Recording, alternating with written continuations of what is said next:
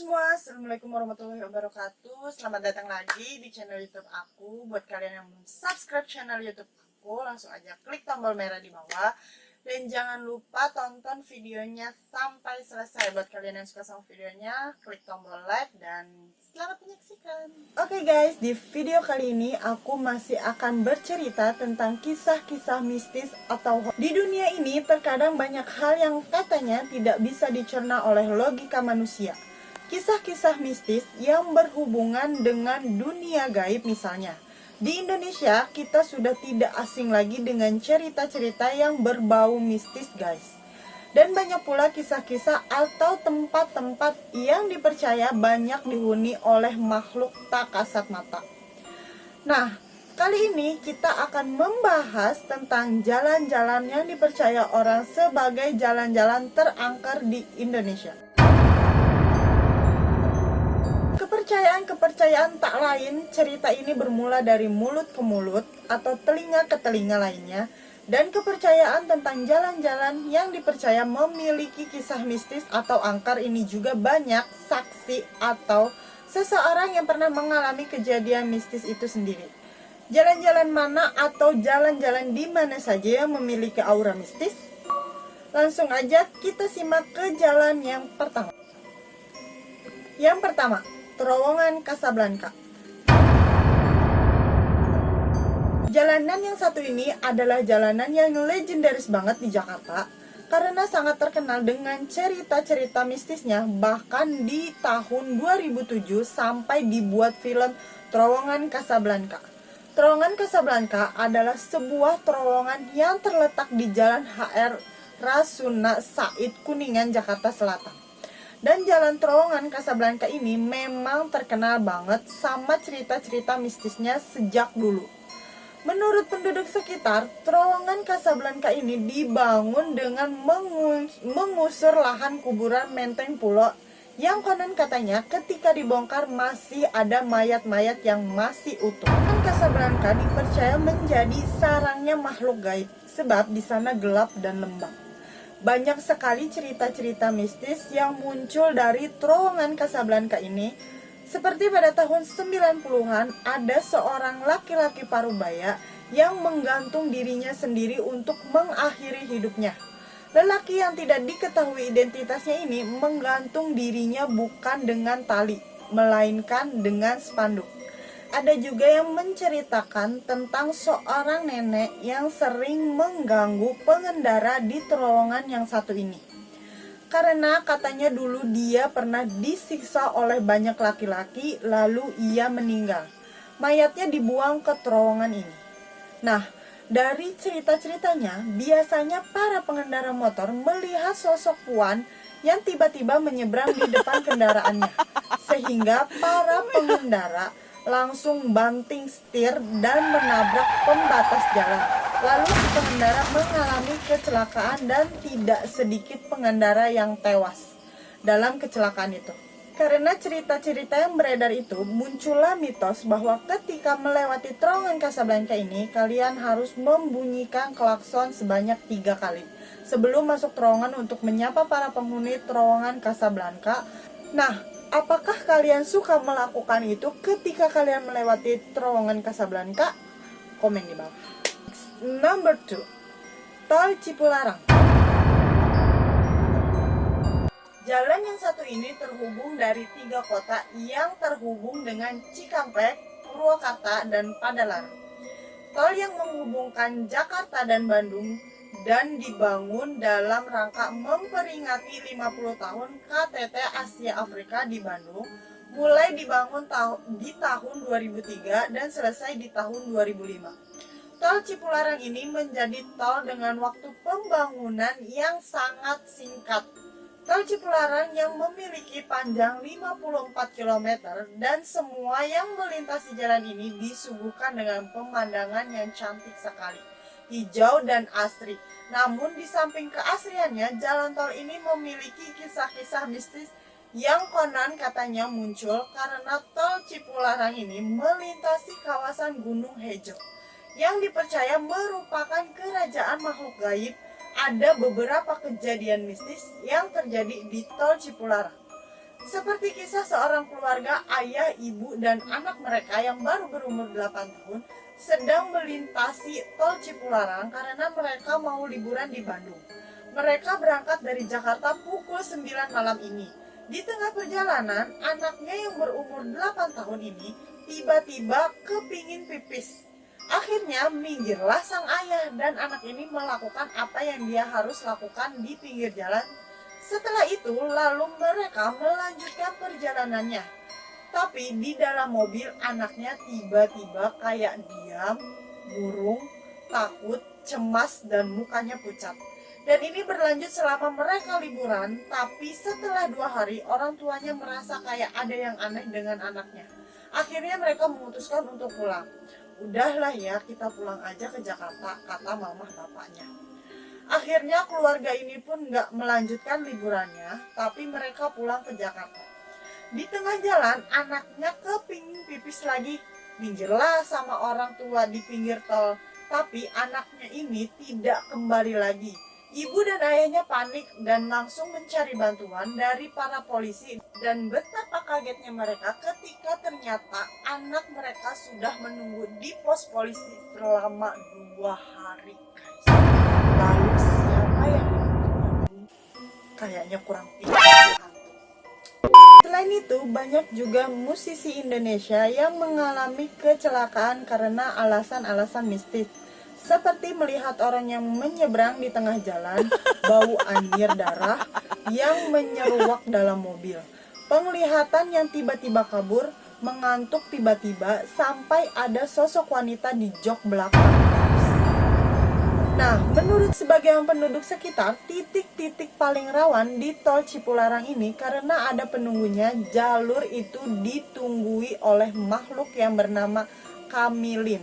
Yang konon katanya adalah seorang sesepuh yang sangat sakti mandraguna yang tinggal pada masa penjajahan Belanda dan kini arwahnya bersemayam di batu putih di Gunung Hejo. Pesannya, jangan pipis di jalan. Yang ketiga, Cadas Pangeran. Cadas Pangeran merupakan sebuah kawasan yang menjadi bagian dari jalan raya yang menghubungkan Bandung, Sumedang, Majalengka, dan Cirebon. Kawasan Cadas Pangeran ini terkenal karena kondisi alamnya yang berupa lereng dan cadas yang sangat curam. Jalan Cadas Pangeran ini juga dibangun awalnya pada masa penjajahan Belanda sekitar tahun 1809 atas perintah Gubernur Jenderal Hindia Belanda Herman Willem Dendels yang memperkerjakan paksa rakyat-rakyat Indonesia yang tinggal di daerah sekitar. Karena kerja paksa dan perlakuan buruk itu, banyak pekerja yang meninggal dunia, ada yang karena kelelahan, terserang malaria, bahkan ada juga yang diserang oleh binatang buas. Menurut cerita masyarakat setempat, arwah orang-orang yang meninggal karena tersiksa itu masih tertinggal di Jalan Cadas Pangeran. Para pengguna jalan yang melintas sering mendengar teriakan minta tolong. Dan bukan hanya itu, banyak suara orang yang minta tolong dicarikan bagian tubuh mereka. Dan ada juga yang mendengar suara-suara degung atau gamelan. Kuncen atau guru kuncinya, Cadas Pangeran bilang bahwa dia sendiri sudah menyempurnakan 24 tubuh yang arwahnya gentayangan karena lokasinya yang angker dan sejarahnya yang sangat kelam. Jalan Cadas Pangeran ini memiliki beberapa cerita yang sangat-sangat legendaris. Salah satunya adalah kisah pengendara motor yang sedang melintas di Jalan Cadas Pangeran dan bertemu sosok gadis cantik di pinggir jalan. Pengendara itu pun berhenti dong dan memberikan bantuan. Ayo neng naik, begitulah kira-kira kata si pengendara itu. Setelah sosok gadis itu naik di motor dia, menggoda si pengendara sampai akhirnya mereka kecelakaan segan-segan. Beberapa dari mereka sampai meninggal dunia. Sedangkan untuk korban-korban yang selamat, ketika pulih tubuhnya ditemukan tidak waras atau linglung dan selalu meminta untuk memeluk batang pohon. Untungnya nggak minta dipeluk kalian ya.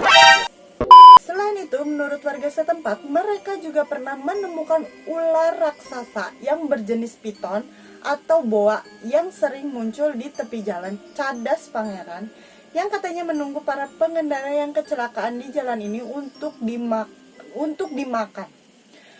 Ada mitos yang menyebutkan hal-hal yang kamu harus lakukan ketika kamu melewati jalan Cadas Pangeran. Yang pertama, pengendara dan warga yang melewati jalan raya tersebut harus melemparkan koin atau rokok yang sudah dinyalakan ke jurang di pinggir jalan sebagai penolak bala dari gangguan-gangguan di sana. Kalau nggak ada koin, 2000-an aja juga boleh ya guys. Yang kedua, jangan lalui jalur Cadas Pangeran setelah maghrib. Selain karena gelap, curam, dan banyak begal, makhluk halus menunggu jalur itu seperti sosok hitam besar kepala buntung terbang dan wanita berwajah tidak wajar juga mulai mengganggu pengendara. Yang keempat, jalur atau jalan Alas Roban yang berada di Kabupaten Batang, Jawa Tengah yang menghubungkan antara kota Batang dan kota Semarang. Jalan Alas Roban ini memiliki panjang 54 km dan dibangun pada masa penjajahan Belanda sekitar tahun 1811. Nama Alas Roban sebenarnya merupakan nama dari dua hutan yang ada di samping jalur ini. Dari dulu masyarakat yang percaya dengan keangkeran jalur yang satu ini. Kenapa? Pertama, jalur Alas Roban ini dipercaya sebagai tempat pembuangan mayat pada tahun 1980 pada ada sebuah operasi rahasia pemerintah yang disebut sebagai Petrus atau penumbuk misterius. Petrus atau penembak misterius yang ditunjukkan agar tingkat kejahatan dan pada saat itu sangat tinggi jadi menurun. Jadi alih-alih diadili, malah orang-orang jahat langsung ditembak secara mistis dan mayatnya dibuang ke banyak tempat. Salah satunya dipercaya adalah jalur Alas Roban ini. Konon katanya dulu itu mayat-mayat yang dibuang langsung lenyap dalam hitungan hari karena dimakan oleh hewan buas dan arwah mereka yang tidak tenang gentayangan dan menakut-nakuti pengendara yang lewat di jalur Alas Roban. Alasan kedua, katanya Alas Roban ini dibangun dengan darah. Maksudnya seperti yang aku bilang tadi, di jalur ini dibuat pada masa penjajahan Belanda dan orang-orang yang membuat jalan-jalan ini adalah mereka para pribumi. Untuk membangun jalan puluhan kilometer ini, untuk membangun jalan Alas Roban ini memang sulit dan kerjaan yang sangat berat karena mereka harus membabat hutan dan membelah gunung. Dan semua itu dilakukan oleh para pekerja paksa tanpa menerima upah maupun balasan yang setimpal. Dari VOC, para pekerja ini justru diperlakukan sangat buruk sehingga banyak yang meninggal. Karena kekerasan yang dilakukan para penjajah, mereka yang meninggal kemudian dibiarkan begitu saja atau dibuang di tepi jalan. Makanya hingga saat ini katanya orang-orang bisa mendengar suara-suara misterius juga penampakan di jalan Alas Roban. Nah, dari beberapa titik banyak pengendara yang nyasar atau kecelakaan ketika melalui jalan yang satu ini. Tapi harus diingat juga, faktanya jalur Alas Roban ini memang adalah jalur yang licin, berliku-liku dan banyak tikungan tajamnya. Ada beberapa pantangan saat akan melewati jalur Alas Roban ini. Yang pertama, usahakan berkendara saat langit masih terang karena jika sudah malam dan gelap, jalan ini akan sangat mengerikan dan membahayakan. Selain itu karena cerita-cerita mistisnya, jalan ini juga sering kali berkabut sehingga mengganggu pandangan. Yang kedua, abaikan semua godaan atau keganjilan ketika sedang melewati jalur ini, karena jika pengendara mulai terdistraksi dengan hal-hal tersebut, mereka akan lebih rentan sehingga akan datang gangguan-gangguan berikutnya secara beruntun. Untuk kalian yang pernah melewati jalur Alas Roban, apakah pernah mengalami kejadian mistis? Komen di bawah ya guys. Yang kelima, lanjut. Ada tol Cipali atau Cikopo Palimanan. adalah sebuah jalan tol yang terbentang 116 km dan menghubungkan Purwakarta dan Cirebon. Tol Cipali resmi dibuka oleh Presiden Joko Widodo pada tahun 2015 lalu. Bagi pengendara yang melintasi jalur ini pasti sudah tidak asing dengan batu besar yang ada di tepi jalan tol Cipali. Batu raksasa yang dijuluki Batu Beleneng ini terletak di ruas tol kilometer 182. Konon katanya batu inilah yang kerap menyebabkan kecelakaan yang terjadi di tol Cipali. Seorang warga bernama Hadi mengungkapkan bahwa batu beleneng tidak bisa dihancurkan. Pekerjaan supir beko yang diminta untuk menghancurkan batu ini bahkan meninggal dunia pada saat ia sedang melakukan tugasnya. Dilansir dari Okezone, dia bilang dulu ada supir beko yang meninggal dunia waktu dia disuruh untuk menghancurkan batunya. Batu ini sebenarnya udah ada lama banget. Penduduk sekitar bahkan meminta agar tidak dipindahkan si batu ini demi kesejahteraan para pekerja dan pengguna jalan tol Cipali. Selain itu, Mbah Mijan, seorang paranormal yang cukup kondang, juga bilang bahwa batu beleneng ini memang sebuah batu keramat yang sebaiknya tidak diusik keberadaannya. Menurutnya, gelombang angin itu tidak bisa dilihat dengan mata telanjang karena banyak dihuni oleh makhluk halus, apalagi di kilometer 90. Di situ dulunya ada pusat kerajaan jin atau makhluk halus, dan ini sangat angker katanya. Banyak sekali kecelakaan yang terjadi di tol Cipali. Tapi kalian harus juga ingat bahwa ini adalah tol yang sangat panjang.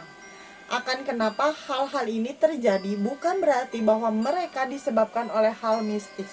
Mungkin saja karena saking panjangnya jalan, orang jadi kecapean, kelelahan. Ketika kita sedang capek, kita bisa berhalusinasi, pandangan kita bisa kabur, kita jadi ngantuk, tapi dan masih banyak faktor lain, guys. Pasti banyak dari kalian yang pernah bahkan sering melewati tol ini. Apakah ada kejadian-kejadian ganjil yang kalian alami? Boleh komen di bawah ya, guys. Dan yang terakhir ada Alas Baluran. Alas Baluran adalah sebuah jalur 23 km yang terbentang di sepanjang Taman Nasional Baluran Situbondo. Alas berarti hutan dan Baluran diambil dari nama National Park tersebut. Kalian yang pernah kembali melalui jalur darat pastinya kalian mengambil satu dari jalur hutan Baluran Situbondo Banyuwangi dan Gunung Gumitir Jember ke Banyuwangi. Ada beberapa kisah legendaris yang sangat terkenal yang menyeruak di Alas Baluran. Yang pertama ada Jurang Tangis atau Curah Tangis. Konon katanya dulu ada seorang gadis bernama Dewi Tantoro yang menunggu kekasihnya. Tapi saat sang kekasihnya datang, Dewi malah didorong jatuh ke dalam jurang. Apa motifnya? Hanya detektif yang tahu. Lanjut. Namun saat dicari oleh warga Dewi Tantoro, tubuhnya tidak pernah ditemukan sejak saat itu. Katanya jurang yang dalamnya 18 meter ini menjadi sangat angker karena warga setempat dan pengendara yang melewati kerap mendengar suara tangisan wanita yang diduga sebagai arwahnya Dewi. Dan itulah mengapa jurang ini dinamakan Jurang Tangis. Sosok wanita yang diduga juga sebagai arwahnya Dewi katanya sering muncul di tepi jalan dan menyebabkan kecelakaan-kecelakaan yang terjadi di jalur Alas Baluran. Apa yang dilakukan Dewi dipercaya sebagai balas dendam karena apa yang dilakukan kekasihnya kepada dia. Jurang Tangis juga dipercaya sebagai tempat pembuangan ribuan mayat dari peristiwa G30 SPKI. Pada saat itu dilempar ke dasar jurang. Ingat Petrus? Itu loh temannya Popeye. Bukan mbak, itu mah Bruntus. Lanjut guys. Petrus, penembak misterius yang tadi aku sebut-sebut di jalur Alas Roban. Hutan Baluran ini juga merupakan salah satu tempat untuk eksekusi para korban Petrus pada tahun 1980-an. Kemunculan makhluk halus di Alas Baluran ini biasanya dilengkapi dengan aroma busuk mayat. Konon katanya siapapun yang bisa mencium bau mayat itu, sesuatu buruk akan terjadi padanya. Selain kental dengan aura mistis, Alas Baluran juga rawan sekali kecelakaan, bukan hanya karena minimnya rambu lalu lintas dan lampu penerangan. Kondisi jalan yang satu ini juga banyak tikungan, tanjakan, dan turunan. Berikut ini adalah keterangan dari Pak Sauji, warga sekitar Alas Baluran, mengenai hal mistis dan kecelakaan yang terjadi di jalur tersebut. Memang sering banyak kejadian aneh di kawasan hutan, makanya pengguna jalan disarankan banyak membaca doa. Selain itu, hendaknya juga sering menyapa para penunggu di sana dengan membunyikan klakson atau menyalakan lampu dim. Asal jangan nyalain petasan aja ya. Karena katanya di banyak tikungan atau jembatan itu banyak penunggunya, guys. Nah, itulah beberapa jalan terangker di Indonesia. Gimana menurut kalian, guys? Jalur mana yang paling menyeramkan? Adakah yang kalian percaya? Adakah yang kalian tidak percaya? Atau kalian punya pengalaman lain ketika melewati jalan-jalan ini? Atau juga apakah ada jalan-jalan lain yang lebih angker dari jalan-jalan yang aku sebutin di atas? Cerita di bawah di kolom komentar ya, guys.